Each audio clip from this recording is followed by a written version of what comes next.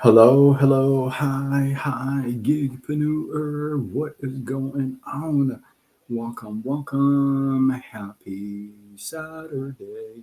In hopes that you squeezed more out of your day than the day squeezed out of you. I am Sean Zini, and I'm somebody who went from working 14, 16-hour days in an office, often 6 days a week, sometimes 7 days a week, to being unemployable due to my pancreas. Well, that kind of sucked. And so I had to find a way to make some money online. And now I help folks with a job who like to start a side gig online and use social media to grow it. Why not? Why then not? Go ahead and drop the word me in the comments if you're serious or curious. You just kind of want to know what's out there. What are all these different forms of making money online? I have a free video I can share with you. It's about 10 minutes long, and it'll give you all the different ways you can make money online: affiliate marketing, network marketing, MLM, and I explain how and why each is called what they are called. If you're interested, drop the word me. I got you. I'll get you that. So let's go tonight. I've got a story for you tonight. I have done a couple of lives before on comparison, and where everybody tells you don't compare yourself with others. And in a way, I agree, but I'm actually one that I would encourage you to compare yourself. And I've done a live, and this is not that live, but I've done a live on the two different ways you can compare. One's healthy, one's very, very not healthy. But tonight, I want to give you a little story. Here's a little story. Back in the way back when, there was a forest, and at the corner of this one full forest, there was like almost like a retreat, but it was all gated, and the kings would only allow a very few people in to the retreat, if you would, every year. Every animal could not get into this place just because. They had to be very special. And it was told that there is a very, very special thing that happens to people when they go to this retreat. Well, this year they had picked a panda, let's call him Poco, and a lion cub, let's call him Leo, and an elephant baby, let's call her Anna. And these three were picked this year to enter this retreat of a kingdom, if you would. So the gates open up, and these three walk in, and they're excited. They're not sure what's going to happen in there. And the owl that's sitting on top of this branch welcomes them in and lets them know that this is a very special place. This is not just a retreat. It is told that when you come here, you actually get to learn your purpose, and you get to follow your purpose. By the time you're done here, you'll know exactly who you are.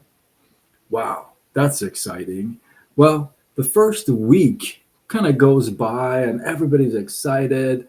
Poco is by the tree, just sitting down, kicking back, relaxing, kind of sunbathing, enjoying the day, right? The lion cub, Leo, is kind of playing around, roaring around, and very jumpy, very high temper, and just very playful. Anna is kind of just taking her trunk and just kind of doing the circles and like making art on the dirt and drawing.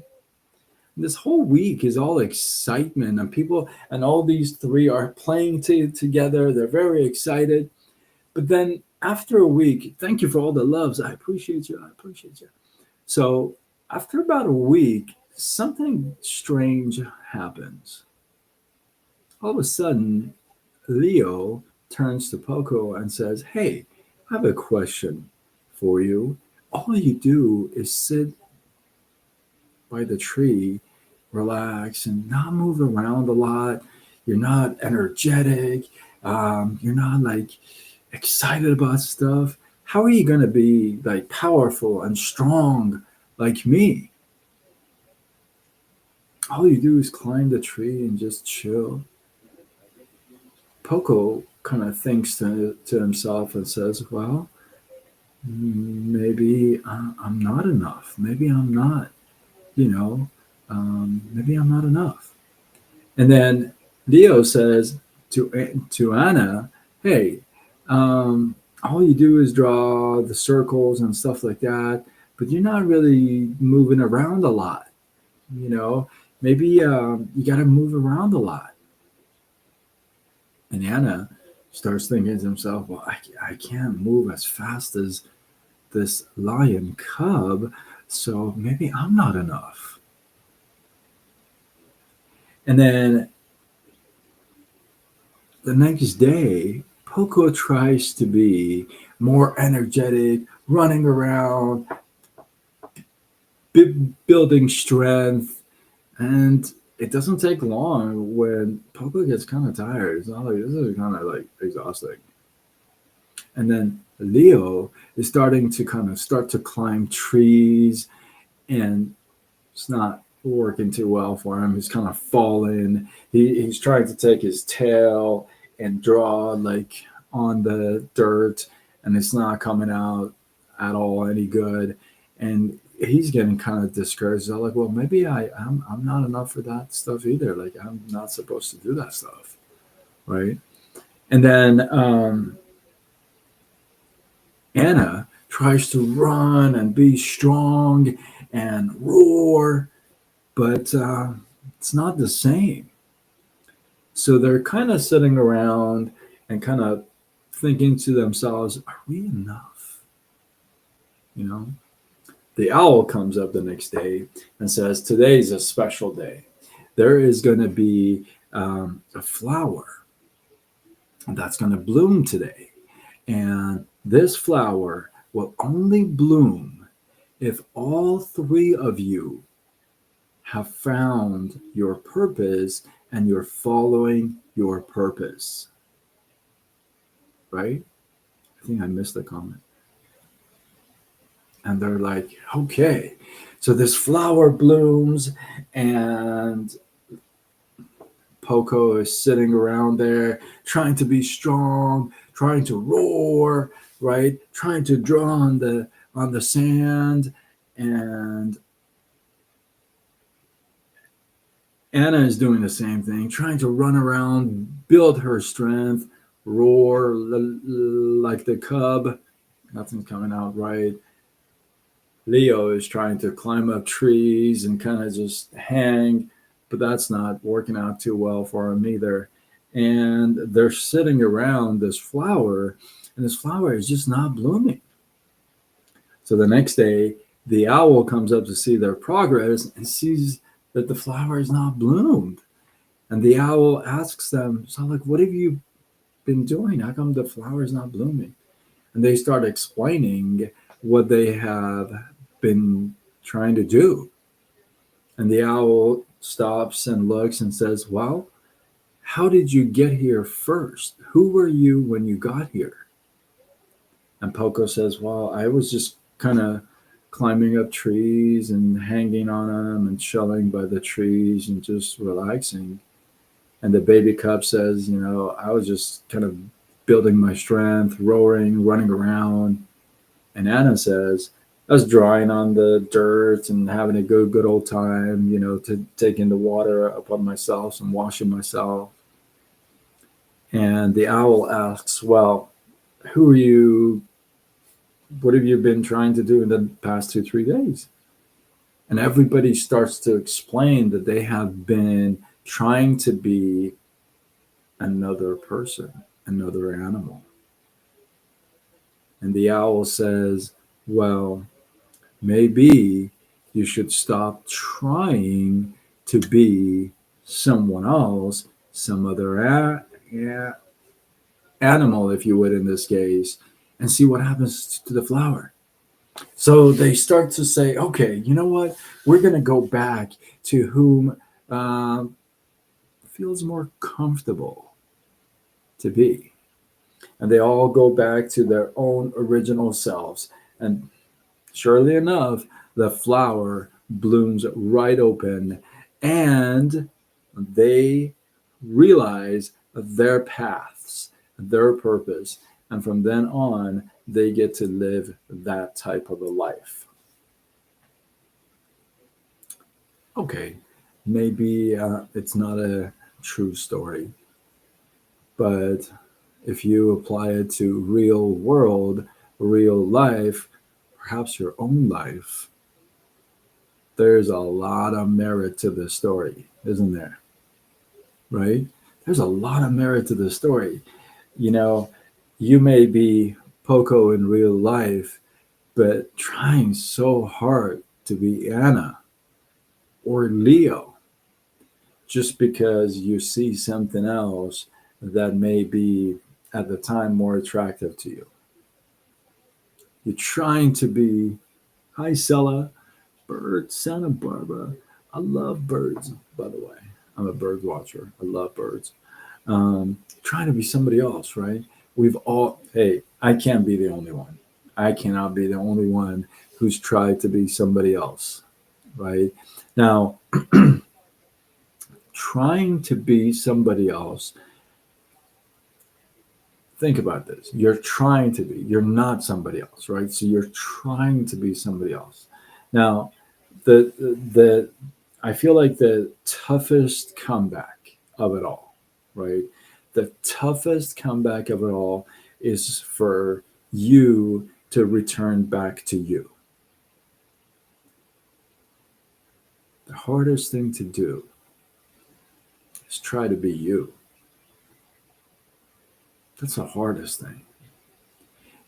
It's easier to be somebody else. Have you noticed?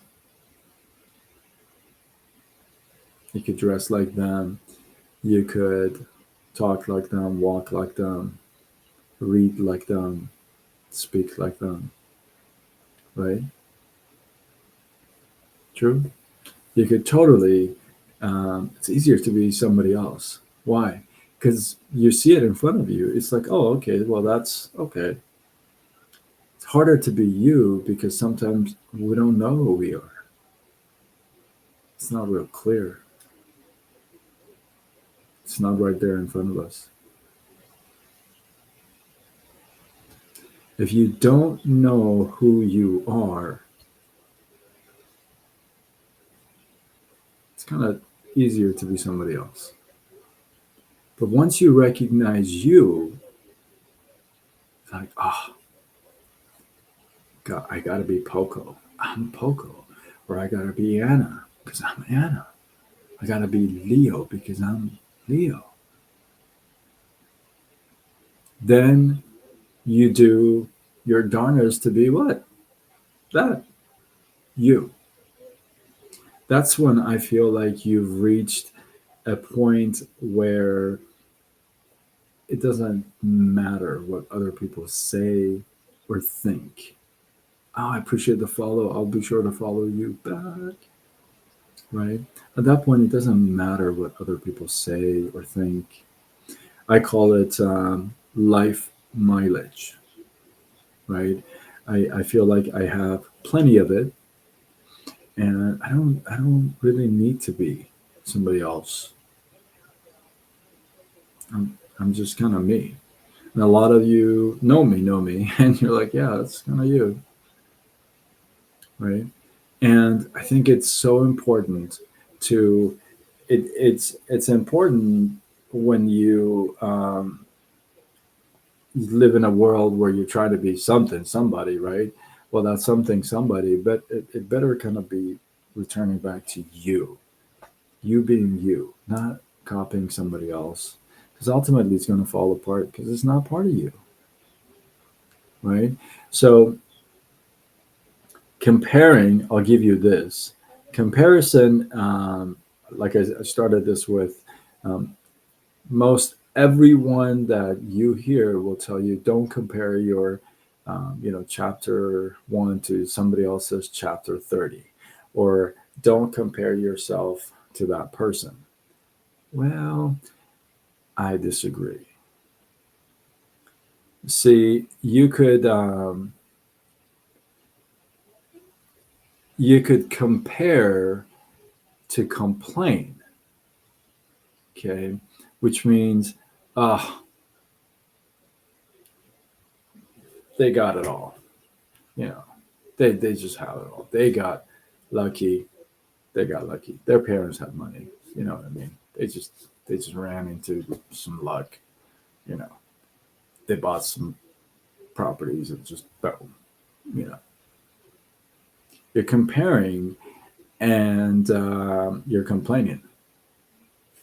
So you're saying I didn't have all that stuff, so they had that. So you're comparing yourself with that person, but in a complaining way. You're complaining. You're just right. But if you compare yourself to somebody else in order to see what they've done, how else would you succeed? If you're at chapter 1, you're not going to read somebody else's chapter 1. Why the heck would you be reading their chapter 1? It's like they're the same freaking place you are. Why would you not read their chapter 30? Somebody who's ahead of you has paved some of the way. In that case, you're comparing to compete. And healthy competition is wonderful competition, right?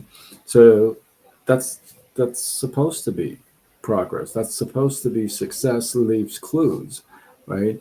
So yes, you compare to compete. You're studying their chapters. You're studying the chapters between 1 and 30 to see, hey, what am I supposed to do?